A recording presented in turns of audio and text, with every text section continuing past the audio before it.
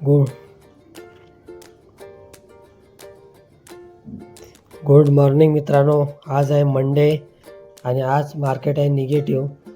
कारण मला वाटतं आहे सॅटर्डे संडेला या लोकांना हेच काम असतं की वॉर करायचं फक्त बस, आणि आमचा पोर्टफोलिओ लाल करायचं, एवढंच काम राहिलं आहे. आणि मित्रांनो, कोण नवीन असेल तर सांगतो, आपल्या चॅनलवरती आपण इक्विटी ट्रेडिंगमध्ये एक्सपेरिमेंट करत आहोत, स्टॉक ट्रेडिंगमध्ये, की स्टॉक ट्रेडिंगमध्ये पैसा बनतो का. तर यामध्ये आपण फक्त प्रोसेस फॉलो करणार आहोत. आपला सेटअप भेटला की एंट्री यायची, एलची वाट बघायची आणि टार्गेटची वाट बघायची. यामध्ये आपण प्रॉफिट अँड लॉस हे बघणार नाही आहोत. हे स्टॉक ट्रेडिंगमध्ये आपल्याला काय एक्सपिरियन्स येतो मी तुमच्याशी शेअर करणार आहे आणि तुम्हाला खूप काही शिकायला भेटेल यामध्ये. त्यामुळे आपलं चॅनल सबस्क्राईब करा. या स्टॉकमध्ये आपल्याला एंट्री भेटते, पण रिटेस्टला आला तरच आपण घेणार एंट्री. तर BSEमध्ये पण एक एंट्री बनते. तर बघू आपल्याला कोणत्या स्टॉकमध्ये एंट्री भेटते. आपण फोमोमध्ये एंट्री नाही घेणार आहोत, रिटेस्टला आला तरच आपण एंट्री घेऊ. हे चॅलेंज म्हणजे 21 दिवस आपण इक्विटीमध्ये ट्रेडिंग करणार आहोत. तर तुम्ही बघत राहा. हा डॉक्टर रेड्डीमध्ये मी घेतली एंट्री लेवलला, ऑर्डर लावले, एक्झिक्यूट केले. थोडा वर आला तर होईल. आता मार्केटनं वर चाललं होतं, पण डॉक्टर रेड्डीना वर जात नव्हता, त्याच्यामुळे मला वाटलं की थोडं विकनेस आहे याच्यात. आणि या ट्रेड लाईनचा पण ब्रेकआउट झाला होता आपल्या सेटअपप्रमाणे. तर मग त्यामुळे मी एंट्री घेतली. आणि मित्रांनो, इथे बघा काय झोल झालं आहे. मी 250 क्वांटिटी शॉर्ट सेल केल्या होत्या, त्यापैकी फक्त 3च क्वांटिटी शॉर्ट सेल झाल्या आहेत. 247 पेंडिंग आहेत. तर स्टॉक ट्रेडिंगमध्ये हा एक इश्यू येऊ शकतो तुम्हाला. लिक्विडिटी नसली तर तुम्हाला तुमच्या क्वांटिटी बाय सेल होणार नाही आहेत, प्रॉब्लेम येऊ शकतो तुम्हाला बाय सेलसाठी. त्यामुळे लिक्विड स्टॉकमध्ये ट्रेड करा. तर हा इश्यू झाला आहे. आता काय करणार, 247ची ऑर्डर पेंडिंग आहे. तर बघू, जर रिटेस्टला आला तर ती ऑर्डर एक्झिक्यूट होईल, नाही तर मग आपण एक्झिट करू, ना प्रॉफिट ना लॉसमध्ये दुसरा स्टॉक बघू. तर बघूया आपल्याला दुसरा स्टॉक भेटतो का. मला वाटतं ह्या ट्रेडमध्ये एक्झिट करायला लागेल आपल्याला, कारण वरती टेस्टला नाही गेला आहे, खाली झाला आहे.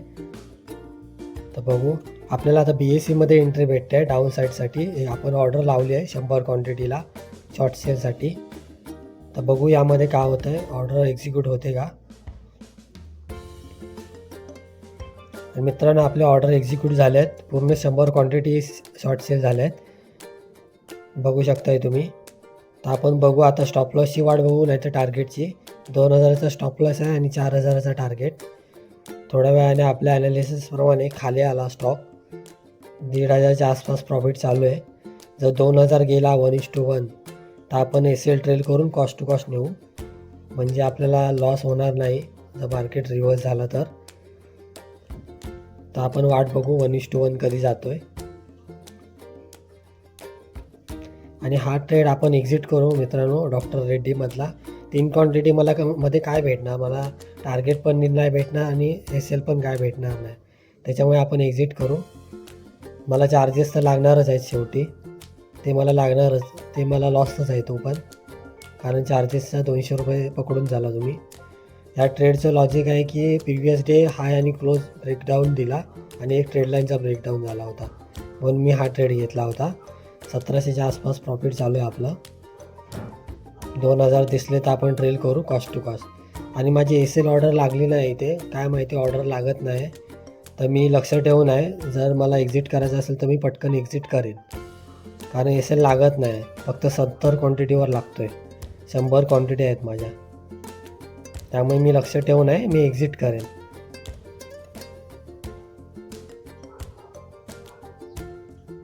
आता 2000चा प्रॉफिट दिसलं आहे मला, म्हणून मी आता SL माझा घेणार नाही आहे. जर कॉस्ट टू कॉस्ट आला तर मी एक्झिट करेन. मित्रांनो, आता कॉस्ट टू कॉस्ट आला आहे, त्याच्यामुळे मला एक्झिट करावंच लागेल माझ्या रूलप्रमाणे. मला असं वाटतं तर आहे माझ्या ॲनालिसिसप्रमाणे परत खाली आहे रिटेस्ट करून, पण मी माझे रूल्स सोडणार नाही आहे. माझ्या रूलप्रमाणे मला एक्झिट करायलाच लागणार आणि मी एक्झिट केला आहे कॉस्ट टू कॉस्ट. बघू शकता तुम्ही ऑर्डर्स, 2 स्टॉकच्या 2 ऑर्डर्स. ठीक आहे, आपण डिसिप्लिनने पूर्ण ट्रेडिंग करणार आहोत, प्रॉफिट अँड लॉसवरती लक्ष न देता. हे खूप महत्त्वाचं आहे मित्रांनो. आपण जनरलमध्ये एंट्री करून घेतली दोन्ही स्टॉकची. आणि आपल्या रिमार्क्समध्ये लिहून ठेवलं आहे की पहिल्या स्टॉकमध्ये 250 क्वांटिटी होत्या, 3 क्वांटिटी फक्त सेल झाल्या आणि दुसरा 1:1 भेटून ट्रेलिंग एसेल हिट झाला. आणि आपण अजून एक दिवस कंप्लीट केला आहे, डिसिप्लिन मेंटेन केला आहे, आपला कन्सिस्टन्स राहिलो आहे, तर आपण टिकमार्क करून घेऊया. आणि मित्रांनो सांगतो आता आपला माइंडसेट काय होत होते. आता ह्या स्टॉकमध्ये मी इथे एक्झिट केला कॉस्ट टू कॉस्ट बरोबर, आणि नंतर खाली आला. तर आता माझ्या डोक्यात काय चालू होणार विचार की अरे यार उगाच एक्झिट केला, अजून होल्ड केला असा तर मी थोडा प्रॉफिटमध्ये आलो असतो, असं माझ्या माइंडमध्ये चालू राहणार. आणि जर इथून वरती गेला आणि स्टॉप लॉस हिट झाला तर माझ्या डोक्यात काय येणार, अरे यार मी रूल उगाच तोडला, कॉस्ट टू कॉस्ट आला तेव्हा एक्झिट करायला पाहिजे होता. हे आपल्या माइंडमध्ये ना नक्कीच चालू असतं ट्रेडिंग करताना. तर हे कंट्रोल करणं खूप गरजेचं आहे आणि आपले रूल्स फॉलो करणं भरपूर गरजेचं आहे. आता इथून खाली आला तरी मला काही इश्यू नाही. आता आपला IPO आहे तो त्याबद्दल चेक करून घेऊया आपण. एक IPO आला होता, आपण अप्लाय केला आहे एक लॉट, कुसुमागर करून आहे कंपनी, त्याचा एक लॉट आपण अप्लाय केला आहे. तर मला वाटतं आज त्याचं हे अलॉटमेंट आहे, तर आपल्या उद्या सकाळी दिसेल आपल्याला अलॉटमेंट भेटलं आहे की नाही.